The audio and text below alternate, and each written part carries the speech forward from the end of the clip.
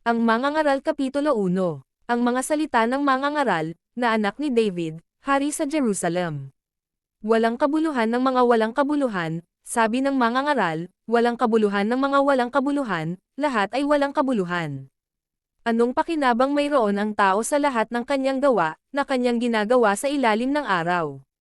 Isang salin ng lahi ay yumayaon, at ibang salin ng lahi ay dumarating, ngunit ang lupa ay nananatiling magpakailanman. Ang araw naman ay sumisikat, at ang araw ay lumulubog, at nagmamadali sa dakong sinisikatin nito.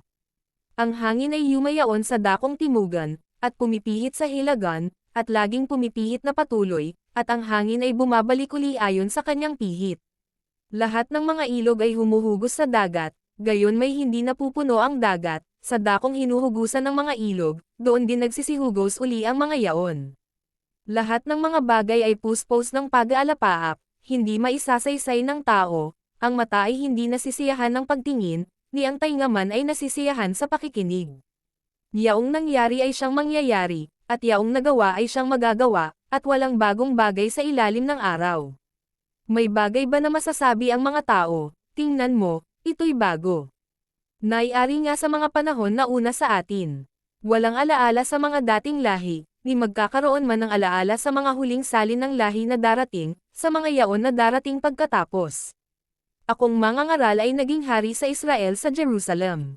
At inihilig ko ang aking puso na hanapin at siyasatin sa pamamagitan ng karunungan ang lahat na nagawa sa silong ng langit, mahirap na pagdaramdam na ito ang ibinigay ng Diyos sa mga anak ng mga tao, upang pagsanayan. Aking nakita ang lahat na nagawa sa ilalim ng araw, at, narito, lahat ay walang kabuluhan at nauuwi sa wala. Ang baluktot ay hindi matutuwid, at ang kulang ay hindi mabibilang. Ako'y sumangguni sa aking sariling puso, na sinasabi ko, narito, nagtamo ako sa akin ng malaking karunungan ng higit kaysa lahat na nauna sa akin sa Jerusalem, oo, ang puso ko'y nagtaglay ng malaking kabihasnan sa karunungan at kaalaman. At inihilig ko ang aking puso na makaalam ng karunungan, at makaalam ng kol-ulan at ng kamangmangan, aking nahalata na ito man ay nauuwi sa wala.